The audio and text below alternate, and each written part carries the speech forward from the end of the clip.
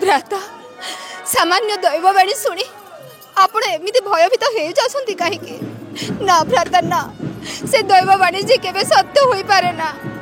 मु परा आपण से अली अली भौणी जो भौणी सामान्य पादुका दय खर स्रोता नई रे भासी जाऊथिबार देखी से अगाढ़ जल मध्य को निजे लंफ मान दे घेनी आसी थोई देते मोरी सम्मुखरे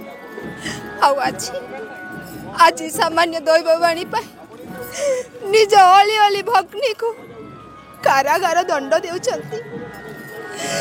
कहीं भ्राता कहीं एमती अन्याय कहीं एमती अत्याचार दया कर भ्राता निज भौणी प्रति दया कर देवकी प्रति दया कर। नमस्कार मुई मंच अभिनेत्री कनक दंसना आउ बरगढ़ विश्व प्रसिद्ध धनुयात्रा रे गत 3 वर्ष है माने देवकी भूमिका अभिनय कर आसीचे आज 77तम विश्व प्रसिद्ध धनुयात्रा प्रथम दिन थिला आ जिन दिन कि माने देवकी वसुदेव